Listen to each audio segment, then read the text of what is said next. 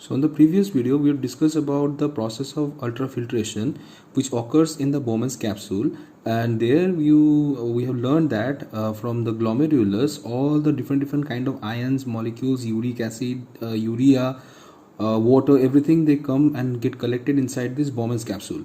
So right there, once it gets collected, this actually forms the primary urine, and then it starts flowing through the renal tubule. Then actually right there, some more important step is actually going to take place.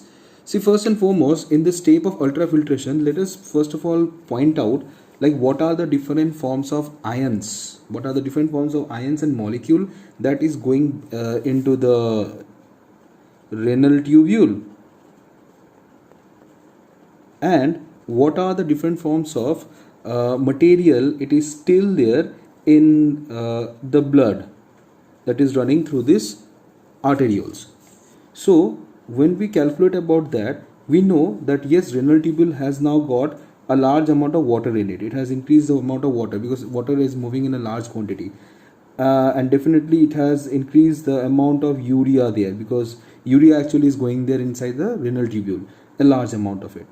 Along with it, there will be a large amount of sodium, potassium, carbonates, chlorine. All these forms of iron, they actually they are found that they are getting into the renal tubule in large. Along with it, even quite a lot amount of glucose and amino acids are also going there. So if all of those substances going there, that means in the blood there will be less amount of glucose, there will be less amount of amino acids, and then there will be less amount of all of these substances, everything. Now if we consider that urea being less in the blood, it is good, but water, minerals, glucose, amino acid, if it is present in less quantity in the blood, that will be very bad. So to prevent that from happening, there will be a secondary step going on other than this ultrafiltration, and that step is known as the process of reabsorption. Now reabsorption, it mainly occurs in the entirety of the renal tubule. If we see the diagram of the nephron again, so you know this top portion is the renal capsule through which the tubules, they start with the proximal convoluted tubule first, then the loop of Henle, the descending loop and the ascending loop, and then the distal convoluted tubule which gets collected into which can merge into the collecting duct after all. Now right there, the process of reabsorption will take place. Reabsorption mainly, it means that whatever excess of those substances that has gone into the renal tubules, all of those things, or rather maximum of those things, will go back to the blood. It will be transferred back to the blood. Now how it will happen? If you remember from this diagram, like the previous day that I have shown you, it was like this efferent arteriole that comes out, they actually coil up the entirety of the renal tubule via the vasa rectus and the peritubulary capillaries inside. So all these places, these blood vessels that are running next to it, it actually is a place where this step of reabsorption will actually take place. So if I want to draw a very simple way of all this blood vessel, then I can say that this is going towards say vasa recta. So if I draw the vasa recta, first of all the vasa recta will come here. The vasa recta will come here, and then from here it will go down into the loop of Henle. From the loop of Henle, it will, let me draw this slightly, this will come up here. During that time there will be branches of it going, covering this part, and then making all these peritubulary capillaries which interconnect and cover the entirety of the renal tubules.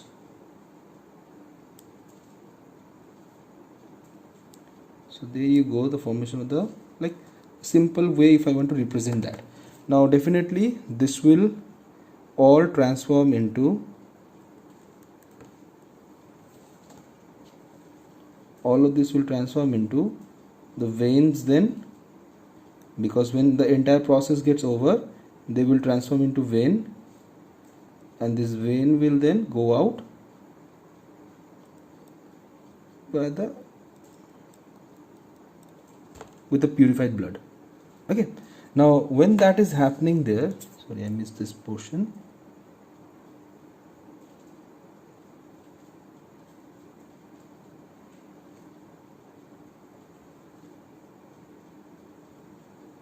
So when that is happening, this entirety of this pipe that is coming here, like from the efferent arteriole, so this portion is known as the vasa recta, and the like all these different tubules that are there, the capillaries that are present inside are known as the peritubulary capillaries.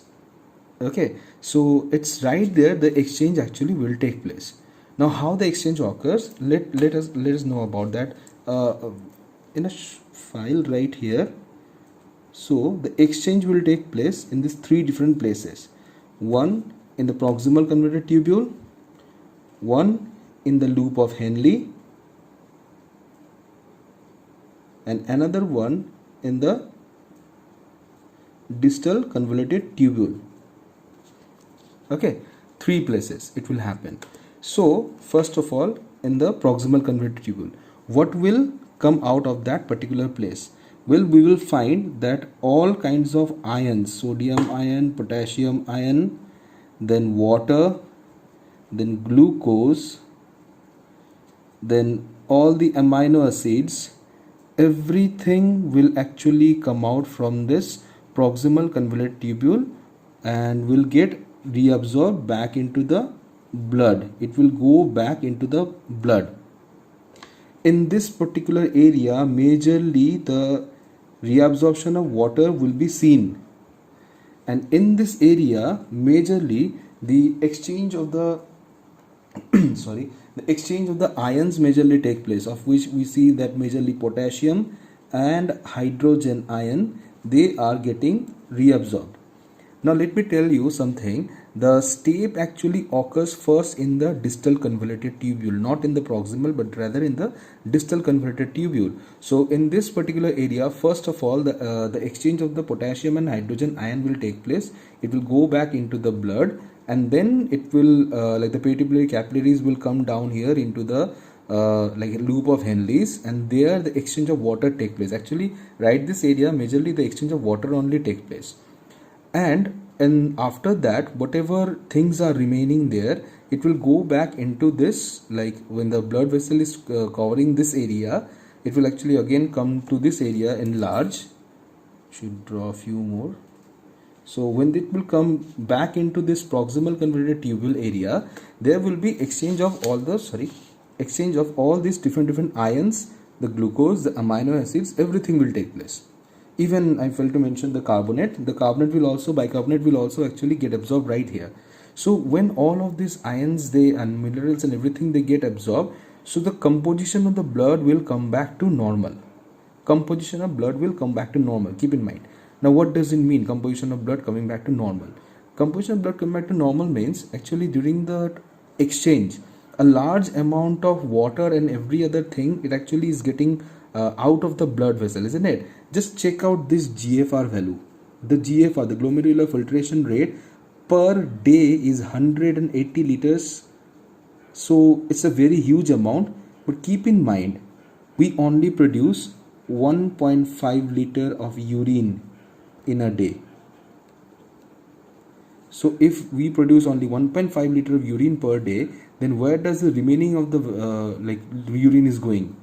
Actually, the remainder of the urine is nothing but the water, that excess water that it has taken in, which will be reabsorbed back into the blood vessel, because blood is losing a large amount of water, which will go back to the blood again, and it is somewhat this ionic exchange is responsible for that. Because when this ion actually first of all they go back into the blood, it induces later on to reabsorption of the water in the loop of Henle, and when that happens, we later on this blood, the rest of the ionic exchange will take place, and thus we find that the composition of the blood is coming back to normal. But not only that, there is one more step that is left, one more, and that one more step is right there. There will be the third step of the process of the third step is going to take place, which is tubular secretion, like from the renal tubule via active transport pathway or by the expense of ATP. Actually several things will go back into the blood vessel, and that thing is I don't have a place to write here, so I'll write it here. Tubular secretion of whatever urea is left, like excess amount, then uric acid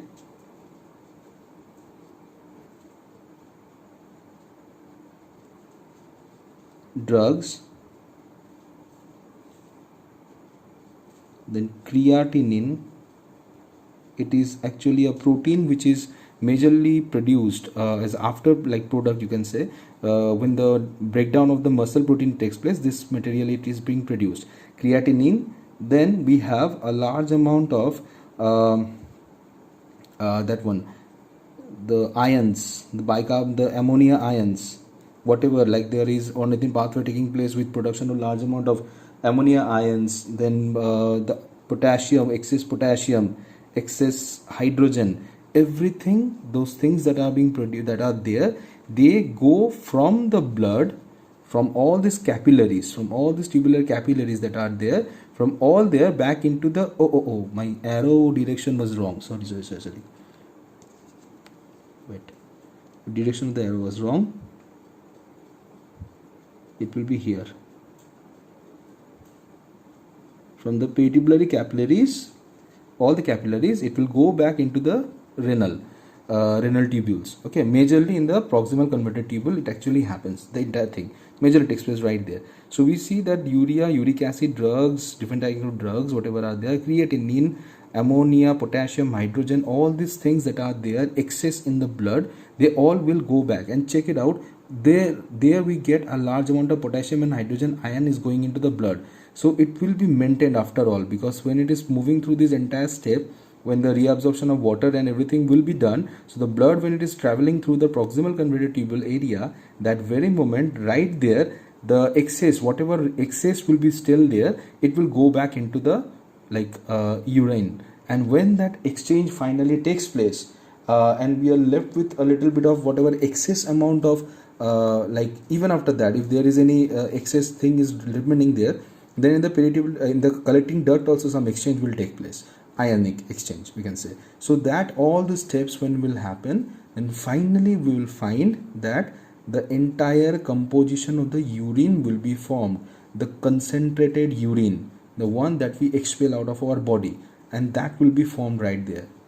Keep in mind, it is this urea, this uric acid, those things, they are not at all accepted by our body, because uric acid is produced in abundance in our body, and they do get converted into urea by ornithine cycle, and other cycles are there, metabolic processes, and ammonia also is produced in large. But if that remain in the blood, in the body, then it will actually do a lot of damage. The uric acid, as you know, it gets accumulated joints and all these places, causing large amount of pain.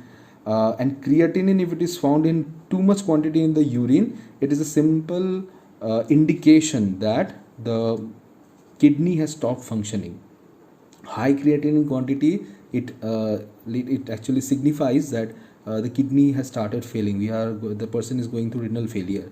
So all these places, like right there, this entire kind of exchange will take place.